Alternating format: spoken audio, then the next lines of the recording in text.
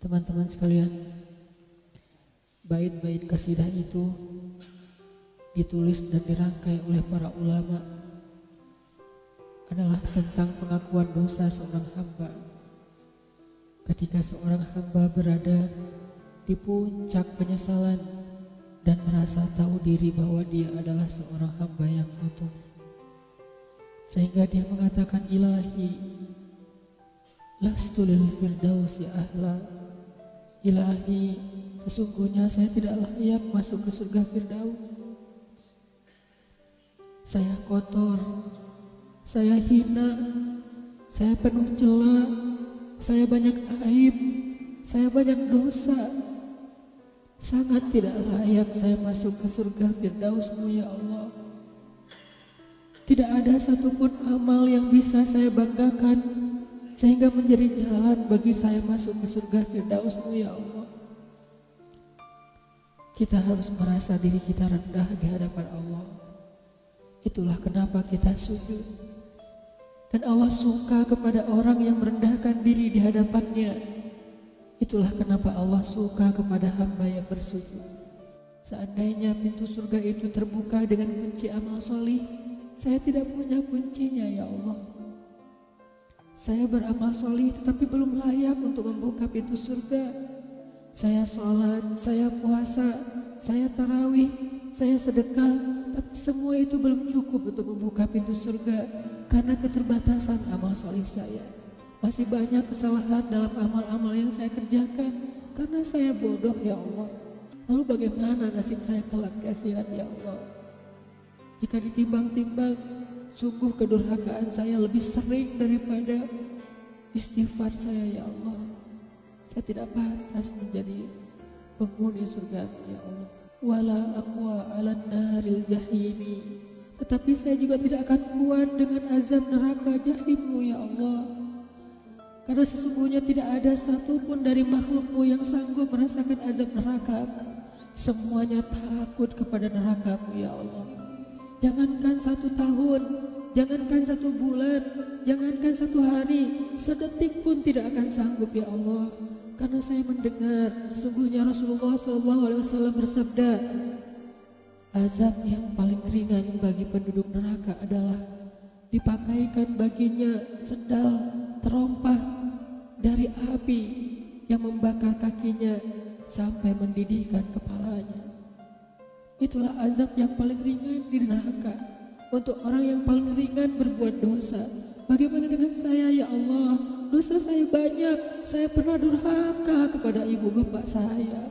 Itu saja sudah cukup bagi saya mendapatkan azab yang lebih besar di neraka, dan saya tidak sanggup ya Allah.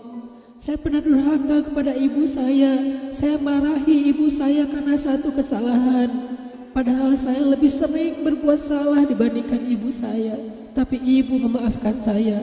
Ketika di waktu kecil saya memecahkan barang-barang ibu saya memungut barang-barang itu sambil tersenyum, membelai kepala saya, mengatakan nasihat-nasihat yang baik. Sama sekali ibu saya tidak marah kepada saya saat itu. Tapi ketika telah dewasa, tidak sengaja ibu saya yang sudah tua renta kadang memecahkan barang saya, merugikan sedikit saja dari harta saya marah seperti setan ya Allah. Saya bentak ibu saya ya Allah, bahkan kadang membuat ibu saya terluka, kaget, takut. Pantaskah seorang ibu merasa takut terhadap anak yang dia kandung 9 bulan, yang dia lahirkan dengan taruhan nyawa? yang dia susui dengan darah dagingnya, yang dia didik, dia jaga, yang dia berjaga di malam hari tidak tertidur demi untuk menjaga anaknya dari seekor gigitan nyamuk. Pantaskah ibu merasa takut terhadap anaknya sendiri? Cukup satu dosa besar saja durhaka kepada ibu membuat saya pantas masuk api neraka. Belum lagi dosa saya kepada ayah. Ketika saya berdebat habis-habisan di hadapan ayah saya, hanya ketika ayah saya menasihati saya dengan satu nasihat sederhana, saya debat ia, seolah-olah wawasan saya lebih banyak, ilmu saya lebih banyak, pergaulan saya lebih luas, pendidikan saya lebih tinggi. Padahal semua itu saya dapatkan hasil dari perjuangan dan pengorbanannya. Ketika keduanya sudah menjadi tua dan lemah, kadang keduanya rindu kepada saya, ya Allah. Mereka memberi kami pesan, ya Allah. Mereka bertanya, bagaimana kabarmu anakku? Tapi kami tidak peka. Hati kami tertutup dengan ego dan sombong. Kami tidak bisa membaca teks itu dari perasaan mereka. Kami hanya membaca teks mereka dan tidak segera membalasnya. Kami anggap teks dari orang tua kami tidak penting, masih bisa ditunda untuk dijawab nanti sore. Padahal mereka sedang kangen, sedang rindu kepada kami, ya Allah. Mereka tidak mengatakan kami rindu kepadamu, wahai anakku, karena mereka tahu kalimat itu akan mengganggu kami. Kalimat itu akan menjadikan hari kami tidak lagi mudah. Kalimat itu akan merusak konsentrasi kami dalam bekerja. Kalimat itu akan menghalangi banyak urusan kami, sehingga mereka menahan diri. Mereka hanya bertanya, apa kabar kami? Lalu kapan kami berbakti kepada mereka, ya Allah? Sampai seusia ini kami masih merepotkan mereka, ya Allah. Kapan kami akan berbakti kepada mereka? Rasanya kami lupa. Entah kapan kami pernah memijat kaki mereka setelah mereka seharian bekerja. Entah kapan kami pernah memberikan minuman hangat untuk mereka. Kami durhaka kepada orang tua kami, ya Allah. Bahkan setelah mereka wafat, kami lupa mendoakan mereka di dalam salat kami. Harusnya kami disiksa di api neraka, tetapi kami tidak kuat, ya Allah. Belum lagi kedurhakaan kami yang lain, dosa-dosa besar kami yang lain. Kami pernah bermaksiat kepadamu diam-diam, ya Allah.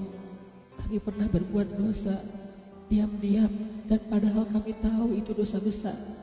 Tapi kami tidak peduli. Kami tidak takut kepadamu, seolah-olah ancamanmu itu hanyalah mitos, seolah-olah ancamanmu itu hanyalah fiktif, seolah-olah apa yang kau firmankan di dalam Al-Quran itu tidak benar-benar ada. Kami sombong, menantangmu dengan berbuat dosa.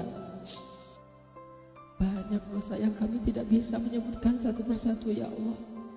Keluh lidah kami untuk menyebutkan dosa-dosa kami, ya Allah. Malu untuk menyebutkan dosa-dosa kami, ya Allah. Tidak ada yang bisa kami harapkan darimu selain Engkau terima taubat kami, ya Allah. Fahabli taubatan, beri kami taubat yang nasuha, ya Allah. Terima taubat kami, ya Allah. Kami belum berani meminta surgamu, kami juga tidak akan kuat dengan nerakamu. Kami meminta, terimalah taubat kami, penyesalan kami, janji kami untuk kembali kepadamu, memperbaiki diri. Teman-teman sekalian, mari kita baca bait itu dengan penyesalan. Kita baca bait itu seolah-olah kita sedang curhat kepada Allah Subhanahu wa Ta'ala.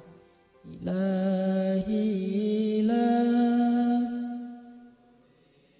fi